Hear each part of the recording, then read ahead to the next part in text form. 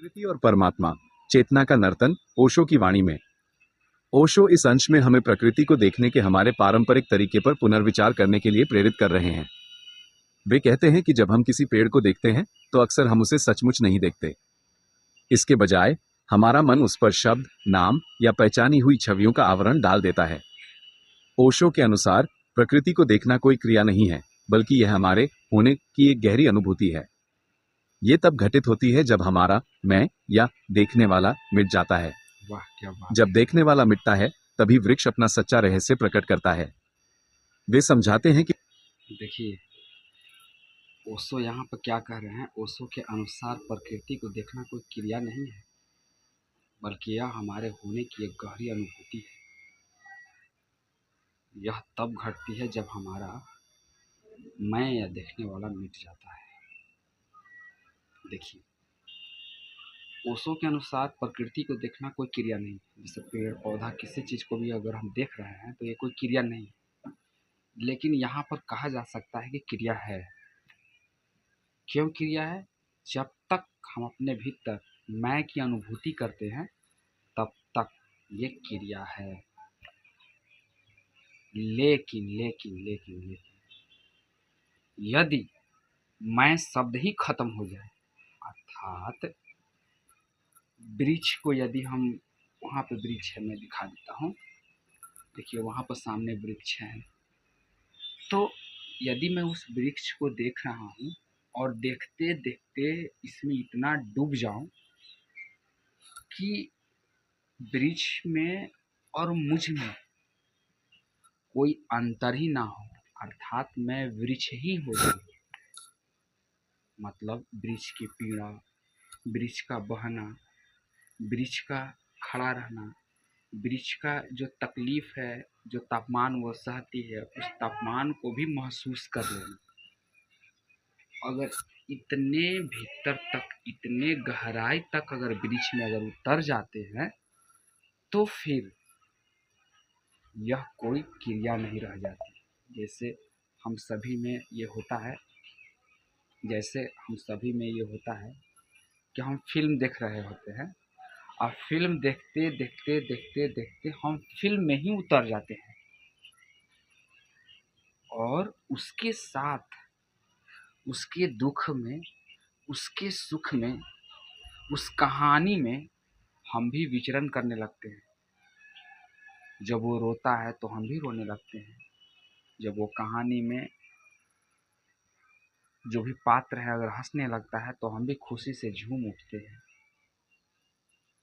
उसकी हर एक्टिविटी मेरी एक्टिविटी हो जाती है। तो फिर फिल्म देखना कोई क्रिया नहीं रह जाता। फिल्म देखने वाला मिट जाता है। फिर सिर्फ फिल्म रह जाती है और एक अनुभूति रह जाता है, जो देखने के बाद हमें प्राप्त होती है। जैसे अगर मैं कहता हूँ, या यदि कोई व्यक्ति सो रहा होता है, जब तक वह सो रहा होता है तब तक उसे अच्छी नींद की अनुभूति नहीं होती, क्योंकि वो नींद में होता है, नींद से बाहर नहीं होता। मैं नींद ले रहा हूँ, यदि अगर वो कह रहा है कि मैं नींद लेने जा रहा हूँ, तब वो क्रिया करने जा रहा है। लेकिन जब वो नींद ले रहा होता है तब क्रिया मिट जाती है, वो नींद में प्रवेश कर जाता है, अर्थात क्रिया खत्म। अब वो खुद नींद हो गया, और जैसे ही उसकी नींद भंग होती है, नींद टूट जाती है, तब वह सुबह में बोलता है कि मुझे बहुत ही अच्छा नींद आई। फिर वो क्रिया में आ जाता है। तो आप समझ रहे हैं ना इस पूरी ओशो के गहरी जो बात यहाँ से निकल रहा है। तो कोई भी यदि आप कार्य कर रहे होते हैं, तो उस क्रिया में आप खुद को निहित कर लीजिए, अर्थात वो क्रिया ही मिट जाए। जब तक आप कार्य में रमे हुए हैं, तब तक उस कार्य में खुद को बहा दीजिए। यही कहना है ओशो का, कि इसी तरह से हम प्रकृति से जुड़ सकते हैं। चलिए आगे सुनते हैं। हैं कि प्रकृति कोई जड़ वस्तु नहीं है, बल्कि वह चेतना की ही अभिव्यक्ति है, आत्मा का ही दृश्य रूप में विस्तार है।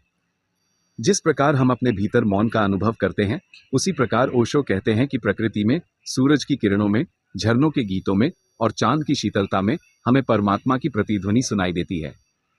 आगे वे कुछ महत्वपूर्ण अवधारणा। अब आता है बात यहाँ पे जिस प्रकार हम अपने भीतर मौन का अनुभव करते हैं, उसी प्रकार ओशो कहते हैं प्रकृति में, सूरज की किरणों में, झरनों में, झरनों के गीतों में और चांद की शीतलता में हमें परमात्मा की प्रतिध्वनि सुनाई देती है।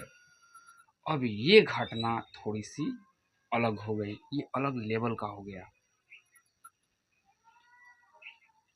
ये अलग लेवल की घटना हो गई। तो अब हम यहाँ पर समझा देना चाहते हैं, यदि हम किसी क्रिया में होते हैं और जब किसी क्रिया से गुजर रहे होते हैं एकदम तल्लीनता के साथ, तो क्रिया मिट जाती है, तब वहाँ पर सिर्फ करने वाला हो जाता है, मैं भी मिट जाता है। तो इस तरह के व्यक्ति दो तरह के कार्य करते हैं, या तो परमात्मा का अनुभव करेंगे, या तो परमात्मा के साथ अत्याचार करेंगे। खुद को दो भाग में बांट लेता है, या तो वो दूषित हो जाएंगे, या तो वो उसी क्रिया में शुद्धता को प्राप्त कर लेंगे। या तो परमात्मा हो जाएंगे या उनका परमात्मा दूषित हो जाएगा। तो ये अनुभव दो तरह का होता है, या तो वासना से ग्रसित हो जाएंगे या वासना से पार हो जाएंगे। तो इस तरह के उनके भीतर जब वो कोई क्रिया कर रहे होते हैं, तो उस क्रिया का परिणाम दो प्रकार से निकलता है और दोनों में वह गुजर रहे होते हैं, दोनों में वह खुद को मिटा देते हैं।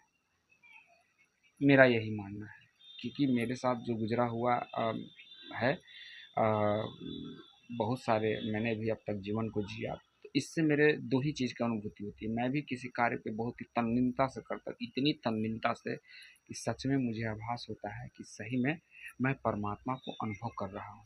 लेकिन कभी कभी ऐसा भी हुआ है कि परमात्मा से बिल्कुल अलग, बिल्कुल अत्याचारी की तरह भी मेरा पूरा मन स्थिति हो जाता है। जैसे लगता है कि दुनिया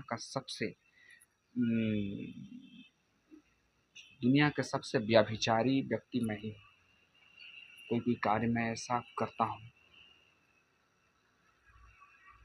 वो कह नहीं सकता मैं, लेकिन ऐसा आप सभी की स्थिति में हुआ होगा। आप न चाहते हुए भी किसी को धोखा दे ही देते हैं, और जब बदला लेते हैं तो इतनी तन्मयता से रम जाते हैं कि नहीं, मतलब ले लेना है बदला। तो अपने आप को दो पड़ाव पर खड़ा कर लेते हैं, या तो आत्मा को अनुभूति कर लेते हैं, या तो आत्मा को दूषित कर लेते हैं। जैसे इंद्र के साथ हुआ था, जब अहिल्या के साथ अहिल्या के साथ गौतम ऋषि के अपने आप को गौतम ऋषि के रूप में ला करके अहिल्या के साथ वो सांझ को उसके शरीर को दूषित करने चला गया था रात में। तो गौतम ऋषि जो है ना, अहिल्या को श्राप दे दिए थे, जाइए तुम पत्थर के हो जाओगे। तो फिर राम जी जो है ना, वो पैर से स्पर्श किए थे, जिसके वजह से फिर अहिल्या अपना पूर्ण रूप में आई थी, जो कि ब्रह्मा की पुत्री थी। तो फिर शंकर शिव जी उनको बोले थे शिव जी से वो बोले थे वो खुद कि मैं इतना, मतलब कैसे हूँ, मैं इंद्र हूँ, मैं राजा होने के लायक नहीं हूँ, मेरा आत्मा दूषित हो गया, अब आप ही बताइए इसका प्रायश्चित कैसे करें। तो कहते हैं कि प्रायश्चित कुछ नहीं होता है। प्रायश्चित आप क्या कर रहे हो? प्रायश्चित का मतलब क्या होता है? बार बार गलती दोहराओ प्रायश्चित करो? नहीं नहीं नहीं, तुम्हारा आत्मा दूषित हो गया है। जब तुम्हारा आत्मा दूषित हो गया है तो तुम परमात्मा का अनुभूति नहीं कर सकते। अब तुम जो है आत्मा की शुद्धता के लिए पृथ्वी पे जाओ और ध्यान करो। तो आप समझ रहे हैं बात को? तो जब आप किसी काम में रमते हैं, तो या तो परमात्मा का अनुभूति करते हैं, या तो आप परमात्मा को दूषित कर देते हैं। या तो आप राम हो जाते हैं, या तो आप रावण हो जाते हैं। तो हर किसी के भीतर राम और रावण दोनों निहित है एक समय में। डिपेंड करता है कि उसकी ऊर्जा किस ओर बह रही है। तो यहाँ पर तो कहता है कि अब जब आप नीम के पेड़ में जब आप रमे हुए होते हैं, देख रहे होते हैं, तो उसको देखते हुए आप दो तरह के निष्कर्ष निकाल सकते हैं।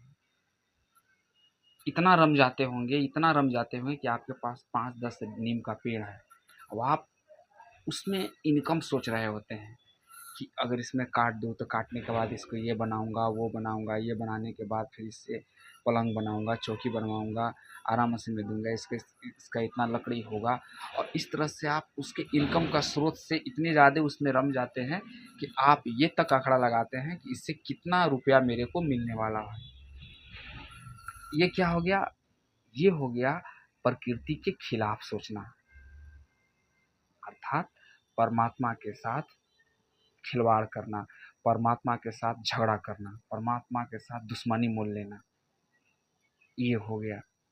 और दूसरा हो गया, आप उस नीम के बारे में सोचते हैं कि जैसे मेरा जीवन है, मैं जी रहा हूँ, आज मेरी उम्र 34-35 साल हो रहा है, तो वो भी अपने उम्र के एक पड़ाव पर होगा। अगर मैं रहूँ या ना रहूँ, मेरी देख रेख में अभी कितनी ये सुंदर लग रहा है,